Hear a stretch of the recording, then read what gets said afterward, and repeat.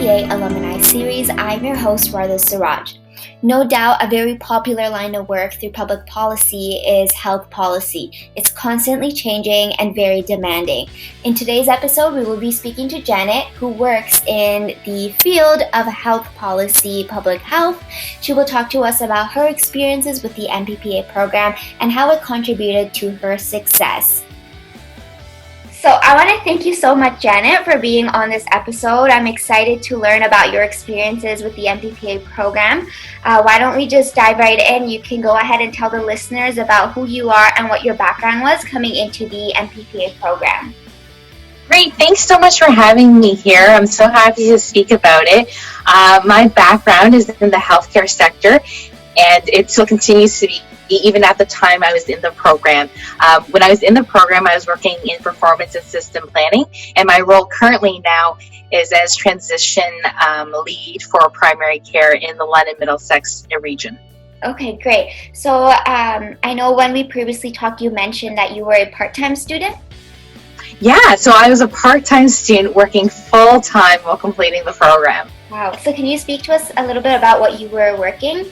I know you just mentioned it, but how was it like working full-time while in school, and what was your role then? All right, so as I was mentioning, I was a part-time student commuting into Toronto from the Hamilton area, and it was definitely packed, as you can imagine, but I was really fortunate to have been supported by the leadership team at my work. So they were very flexible with my schedule and allowing me to use vacation days to meet the course offerings that I wanted to take. And because I was a part-time student, it allowed me to complete it over 2 years or 2 school years, which allowed me to take a variety of courses. And working full-time also forced me to be really efficient with the time that I did have to dedicate to school. And so I definitely made use of the time that I had on the commute, on the GO train and everything to make sure I caught up on all the readings. Right, exactly. So how would you say that the program helped your development in terms of understanding the new material from the program? Like in terms of learning new things, were you familiar to all the concepts that were being introduced in the courses? Yeah, so that's the great thing about being a part-time student or a student who's working full-time at the same time as taking school. It allowed me to apply a lot of things that I was just learning through my experiences, but gave me a great foundation because I had wonderful professors, instructors, and Ryerson itself and the program itself allowed for students to interact with current people who are doing that work. So you had the opportunity to link with ADMs and link with senior consultants or advisors to different ministries, and it really had that great blend of allowing me to learn that theoretical stuff, but then also applying it to the work. So it wasn't just like learning stuff out of a textbook. I got to do some of that, but then also seeing how it really worked in the real world. In the real world, yeah, I think that's one of the most important things, and definitely something this program really highlights. You mentioned how the healthcare field was your interest since undergrad. Can you go into a little bit more detail as to how you applied your interest coming into the program? Were there specific courses you chose, or did you do all your projects on a certain topic?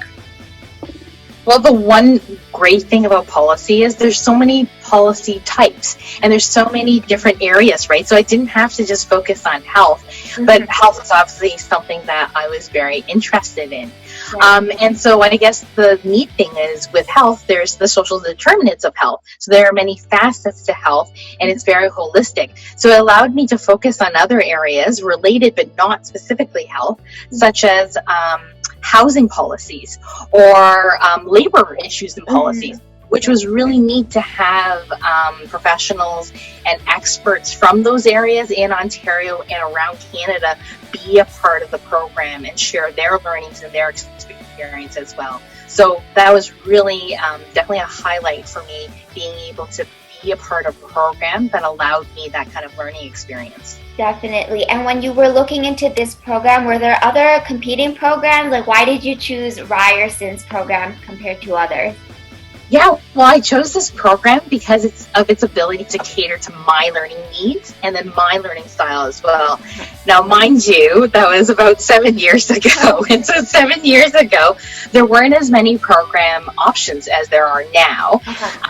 But yet, I really do believe that this program continues to deliver what's needed for students to be successful in policy and administrative work in a variety of areas. So you have the options of a traditional master's, so one with a thesis, the course-based one, or a research project one, which is a nice blend. And all these options were enhanced with real-world learning experiences. So it didn't matter which option you are more geared towards. It meant that the teaching staff brought in those public and private sector experts to talk about topics that were current and relevant to your interests. So it didn't really matter what you were interested in. There was something that you could find that would fit nicely to both your learning and your interests. Exactly. I really enjoyed the times where our professors brought in people from different fields. And it was so interesting to see. It's like, okay, theory, textbook readings, we see it. But now we physically see what the work is like right in front of us. So I really like doing that. Yeah. So I definitely want to hear more about what you're doing now since graduating from the program. So when I completed the program, I continued to work in the public sector. I was with a Crown agency then.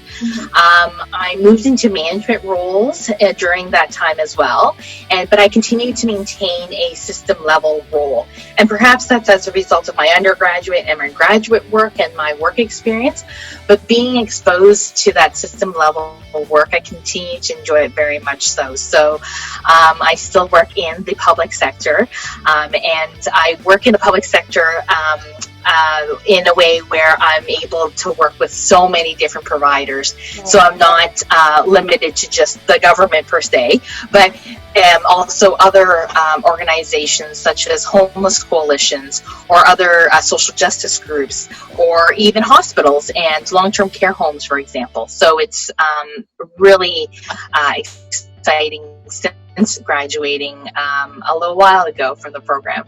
Right. So it's so interesting to see with public policy. It might be a 9 to 5 job for some, but within those hours, you really have to stay on your toes, because with the world, policies obviously are changing. You just really need to be up to date with what's going on, especially in the field that you're working in.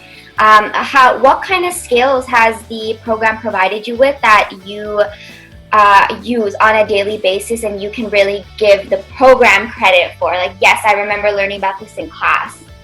Well, you know what's really funny? So what's really funny and interesting is I always remember this one professor who got us to write briefing notes. And it was really hard because when you're in school, per se, you write essays. Right. And briefing notes are something that people would use in a workplace, giving recommendations, information to a board. And that's what you would do if you were working. But as a student, it's kind of hard because you want to write this nice essay with all these paragraphs and things like that, right? And all these footnotes and everything. And I still distinctively remember having written briefing notes before for my job at the time, being able to hone down even more. So having those communication skills in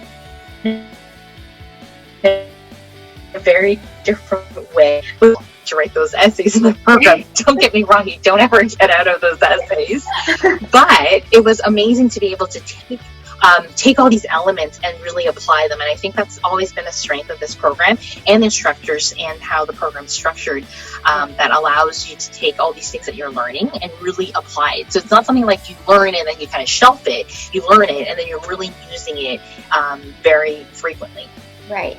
And when we previously spoke, you mentioned the tri-mentoring that you've been doing. Can you tell the listeners some detail about that, what that's really Absolutely. So for those who don't know about the tri-mentoring program, it's at Ryerson, and it helps undergraduate students, usually upper year students who are close to graduation or are around that time, to decide what they really want to do and kind of transition from the university world to either going right into work or figuring out what area that they're really interested in pursuing further. So it could be going to grad school, it could be taking a gap year, it could be going right to work. And so my experience has been as a mentor to some mentees or some students. Mm-hmm. And so I've been a part of that program for the past few years. And let me tell you, it's been so rewarding. Yeah. My current student just recently accepted a graduate school offer to continue exploring global health work. Okay. And I really think this program is great because it gives an opportunity for alumni and non-alumni as well to stay connected with Ryerson and its community. Yeah. So it's been really nice to be able to have that linkage still, even though it's been a very long time since I've been at Ryerson. Yeah. No, I'm so glad you mentioned that because just this year they started a program where they connect alumni with people in this program, MPPA students, and they actually help them with co-op interviews or going into the real world. And it's just so nice to see they'll connect you and you can contact them anytime, go for coffee. So I'm so happy you mentioned the Try mentoring and that now it's being applied at every single level, undergrad to graduate, graduate to real world, or even PhD or whatever. So that's something I really like. The program definitely does emphasize networking and creating links. And I just feel like everyone is working towards that. And they're all like, the environment for the students is definitely something you can grow in.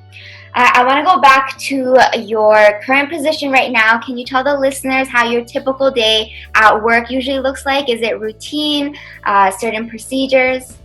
Yeah, no, so I mentioned I'm the transformation lead for primary care in London, Middlesex, and my work focuses on strengthening the sector work through developing its governance and helping it transition as the system is transitioning to Ontario Health Teams, which is quite different than what previous structures we were in. So a very rewarding part of my day is when I get to work with physicians and the patient family caregivers on so many different projects and initiatives. So for example, I mentioned earlier in our conversations the work that I've been doing during COVID. Mm-hmm. And so during COVID, I helped lead the PPE, so personal protective equipment work, and creating a community hub for all non-hospital organizations. And so it was really interesting and really rewarding to work with so many different providers, individuals, that is not a typical day of work, but it's certainly a big part of my job is to be able to communicate and link with other partners to help move work forward. And so it's definitely something I look forward to every day, getting to interact with different people.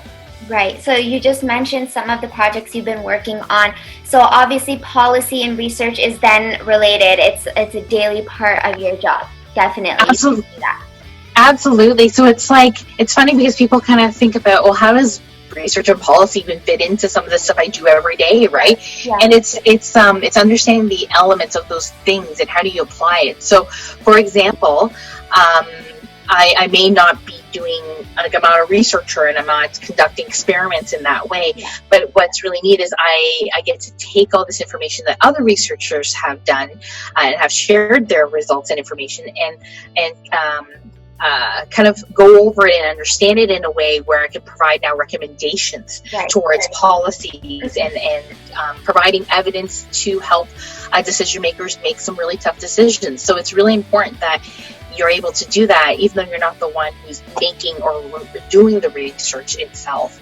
And so definitely related to what I'm doing right now. Yeah. So what would you mentioned skills, a whole bunch of skills before. If you had to choose top 2 or 3, what are some skills that you need for your job that you feel that the program really enhanced for you?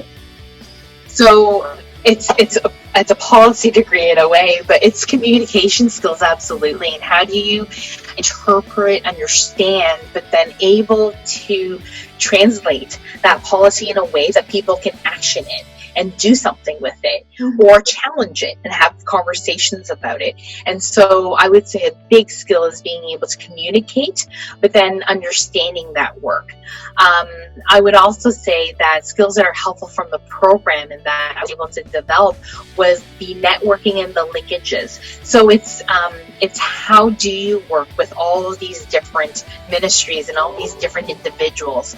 And so I feel that the program provided me with opportunities to be exposed to a lot of other areas of policy and other organizations and individuals that you can work with that you may not have been exposed to otherwise. Right. So those are some really great points. And did you work in the OPS prior to this position? No, actually not. I've actually never worked for the OPS at all.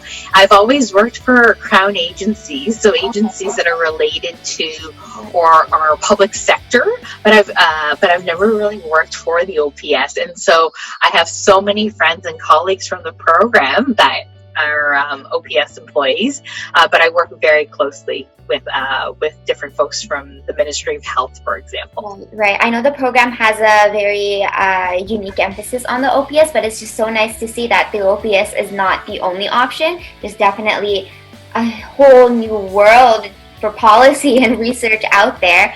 And then, so you wouldn't have done co-op then because you were already working full-time and you were applying those skills to your workplace. Of course, you didn't have to go through the job hunting in the co-op place.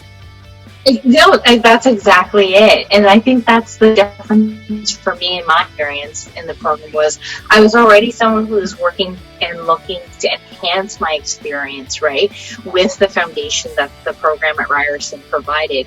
However, that said, I was able to help support a lot of my colleagues and other students in the program who were looking for those co-op placements as well, which was a really different and kind of a funny ship to be in. But it was great because I was able to see a completely different side and the importance of having that real world experience and what they were exposed in being able to do in those placements. Right. I still remember orientation where a lot of the professors mentioned people in your cohort, they're your team members, they're not your competition. And as the months went on, I really saw that support, and I can name like a handful of people in my cohort that would always just send out links to places to apply to. So it's so nice for you to mention that you were one of those individuals during your time with the program. That's so great. So do you have any other reflections on the MPPA program? Anything when you think back to the program that really stands out for you and that you want future students to know about?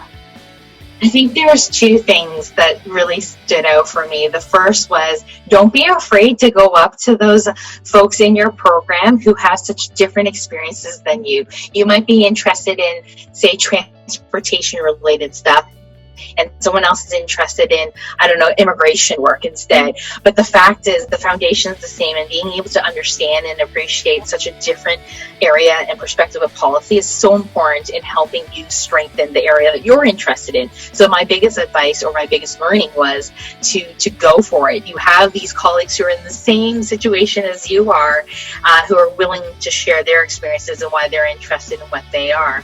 So with that said, one of the more memorable moments of my time, because I had an opportunity to work with two different cohorts because I was part-time, right? Was the completion. Because of the completion of the research project. So at the end, depending on what stream or area you're interested in, there's that research project, and it's a lovely conference-like day where you're able to present your research or the work that you've done, and have it have a great symposium and discussion with all these professors who are part of the field or the area that you're working in, but then with all the other students who are doing totally different things than you. And one of the most rewarding things was I was able to keep in touch with some of the people who were there giving me feedback on my poster and giving me feedback on my work. And they've continued to be a contact for me as I continue to go through my career right now as well. So I would say that was a memorable part of for the program for me, was it just re-emphasized how great it is to have this community and this network. So no matter, although I've graduated a few years now from where you are, that connection is absolutely there, and that willingness to help. And so that Ryerson community and the alumni community within this program is very much so strong. So I would say, hey, you're part of this network and this group now. Definitely reach out to people. Right, exactly. And I've mentioned previously in other episodes that the networking, if it's not your thing, it's okay, because it starts within your class. And those are the people you're going to be seeing a lot. You get so comfortable with them. So in terms of the MRP, so you did an MRP then? And yes. Can you go through the process a little bit for those of the students that are interested in it? Do they kind of leave you to do your own thing? Do you have that support or those check-ins? Can you talk to us about that? Yeah, so it's totally up to you, which is why it's great, but also really scary at the same time, right? Because it's so flexible as to what works best for you. And the most important thing is making sure that you have a supervisor that is aligned with what area that you're interested in, so that he or she, that professor or that individual, can help guide you throughout that process. So I would say that understanding what areas you're interested in, what topics you're interested in, and then aligning that with people who may support you from the department as well. One of the cool things one of the cool things that people don't realize is that it's not just the professor, it's other professionals that may be able to help you in that journey as well. And that's what's so unique, but also really challenging with the program or the structure, is you have so many options. So I would just say you're able to pick what's best for you. And so I was able to have a great blend of that, and I had a wonderful supervisor support who helped me through that and allowed me to be linked with current experts and leaders in that field. And made that introduction and said, hi, I have a student who's doing her master's and she's interested in senior policies. Can you work with her? Can you provide some feedback? And how cool is that, to get feedback from someone who you'd really want to work with? Yeah, it's like they're your idol, basically. Exactly. Right. So I just love that. All you have to do really is to show that you're genuinely interested in something. And the professors are so great at making those links and just start you off right there. I really like that about the program. So would you say that this program, compared to your undergrad time, had you do things that you wouldn't usually do in terms of networking, joining clubs, job searching, or anything like that?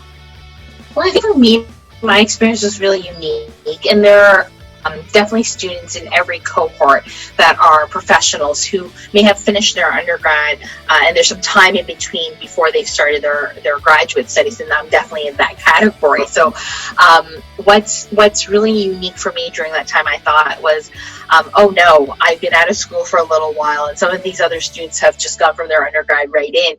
But it just makes that so much more special, because everyone's so different and you learn so much more from other individuals.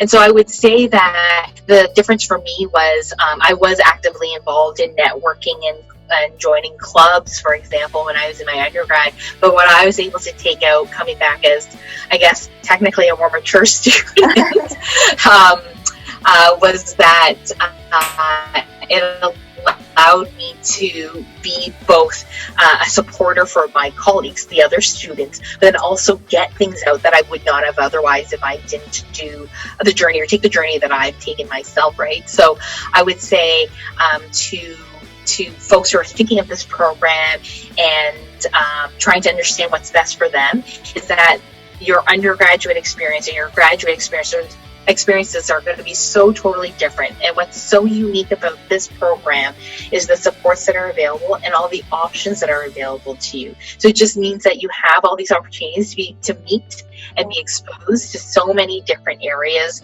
that you may not have thought of otherwise, right? Because my background was very much so in health and in the sciences, but then policy is not totally different, but very different from that. And so being open to that will allow you to open new doors and opportunities for sure. And I hope that's like, you're nodding, because I think that's the same experience that you're experiencing so far. Exactly. I was just going to say, coming into the program, like I remember orientation day, I saw people, I saw older people, and we're going, and like middle age, or like it doesn't even matter, because for undergrad, a big difference I noticed was the age, and then also we're all coming from high school. We all have those standard courses. Whereas this program, we have people life sci, business, philosophy, English, like all these different things. And I remember the first day of class, the professor had asked, what's your background and how is policy related to your background? And I sat there because I had a health background as well. I did life sciences.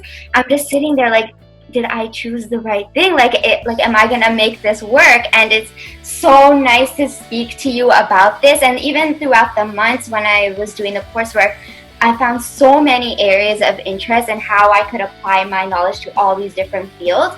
So I really like that about the program. They just take in a bunch of diverse individuals and they're able to work with it. It's so great. So my final question is, would you or your workplace be interested in hosting co-op students, or do they already do that? My workplace already hosts co-op students. We have students from so many different programs and fields for sure. There are lots of volunteering opportunities, there are placement opportunities, and so my workplace in particular definitely has co-op and placement opportunities for students of all programs and backgrounds. Right. And would you say the best way to get into those co-op positions is to go online, search online, or maybe reach out to people who are working there already? I think one of the things that one of my friends had said from the program was that having informational interviews has been super helpful for them to understand a little bit more before figuring out if they can apply, should apply, or considering doing that. And sometimes the best co-op experiences and opportunities are ones that aren't advertised, right? Mm-hmm. So there may be opportunities to create something that fits with a project that someone's currently working on that is very relevant for the student to gain a great experience from as well. So I would say be open to that, in addition to obviously all the co-op placements and postings that are actually available as well. Because I work and am a part of a family health team, there are a lot of clinical students here as well. But I think if anything that I've learned from my role currently is that the clinical and the policy and the administrative side works well when you have two very strong, a strong clinical lead, but as well as a strong administrative lead to work together to interpret and actually apply those policies that keep coming out, new ones, updated ones, ones that need to change because the processes have changed. So I would say the sky is the limit with opportunities for co-op. Yeah, so Janet, I want to thank you so much for sharing your experiences. It's so nice to hear from somebody who is a part-time student. So far, we've had full-time students coming onto this series, but I'm glad to hear that even as a part-time working full-time, you were able to enhance your skills, and it's just so nice to see you enjoying what you're doing right now. And I thank you so much for your time. Absolutely, it's my pleasure. Thank you again for letting me share my experiences with everyone. I loved it.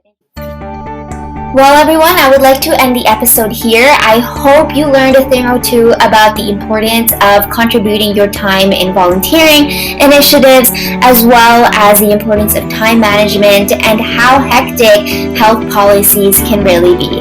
Until next time.